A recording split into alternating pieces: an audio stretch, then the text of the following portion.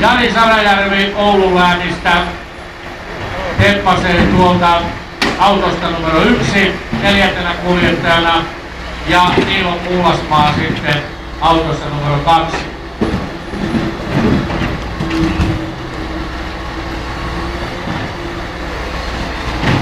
Joo, Jani Sarajärvi on veteraanikuljettaja näissä kisoissa ja tulee Suomen tiheimmästä kesämökkikunnasta. Mistä hän silloin tulee? Kuka tietää? Mistä? Mäntyharjut, hei pärjää.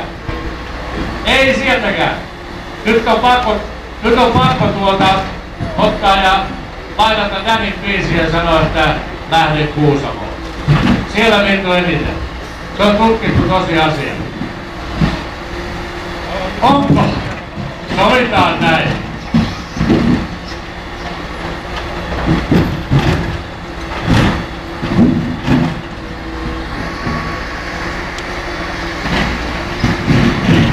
Joo.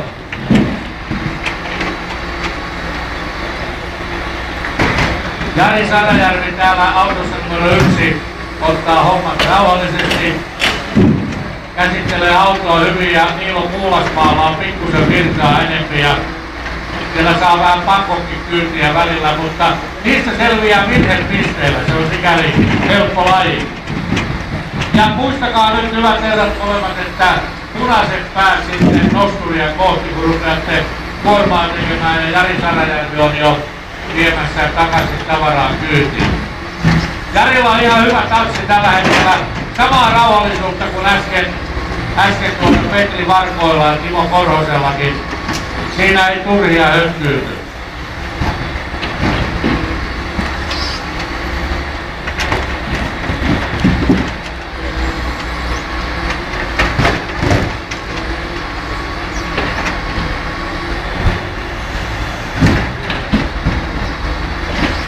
Joo, kaiken näköisiä tapahtumia on näiden vuosien aikana nähty.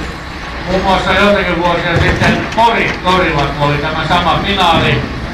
Kari Malmstedt oli kisassa mukana ja käsi kipsissä. Mies ajoi käytösti katsoa, toinen käsi oli ihan pois pelistä, mutta ei auttanut mikään.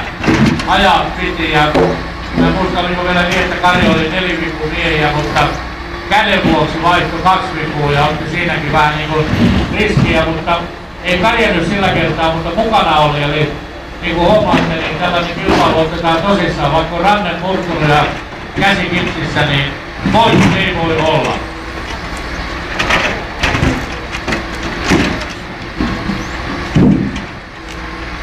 Jani Sarajärvi tällä hetkellä pikkusen on edellä Niilo Puulasmaata.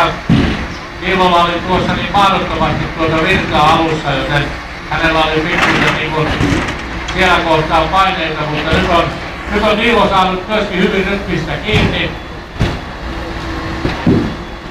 Ei meinaa nyt osua millään. Tämä kilpailutilanne, se on jännittävä juttu. On se sitten hiihtoa, ralliautolla ajoa, nakkimakkaroiden syöntiä, kilpaa, uimista, saunomista tai puiden laskaamista ja purkamista. Ei se ole yhtään mitään, joku saunominenkin. Kun istutaan jätkien kanssa lauteella ja lätistään. Mutta entäpäs siitä julistetaankin, että se on maailmanmestaruuskisa.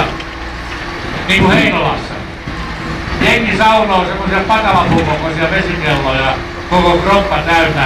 Eikä meinaa mitään. Samalla lailla varmaan Niilo Puulasmaakin, jolla on tällä hetkellä painetta, niin maan perusteellisesti on varmaan ihan rauhallinen äijä tuolla mettässä, mutta kisa ja numero kyljessä tekee hommaan aina oman jäljittelemättömän mausteensa. Nyt on Niilokin päässyt tosi hyvin kyytiin mukaan. Tulee siistiä hippua. Hyvin tasatulla päillä. Viitasaaren mies on ilmiselvästi ottanut nyt tässä hommaa kiinni. Tuo lyönti meinaa aina mennä yli, mutta nyt sillä lailla. Jani Sarajärvellä suht tasaisen näköinen kuorma. 2 nippua puita vielä jäljellä, toinen oikein enää nippukaan. 3 pöllyä, Niilo Puulasmaa ottaa pojat kirjeen rankasti. Siellä nimittäin 6 Kuusipölli ihmettelee tällä hetkellä, että mistä on kysymys. Ja näin Jari Sanajärvelle suoritus poikki. Annetaan aplodeja. Hyvä Jari!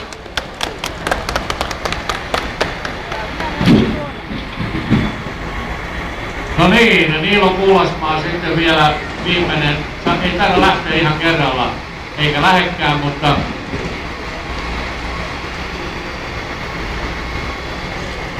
Riitta sateenvarjo.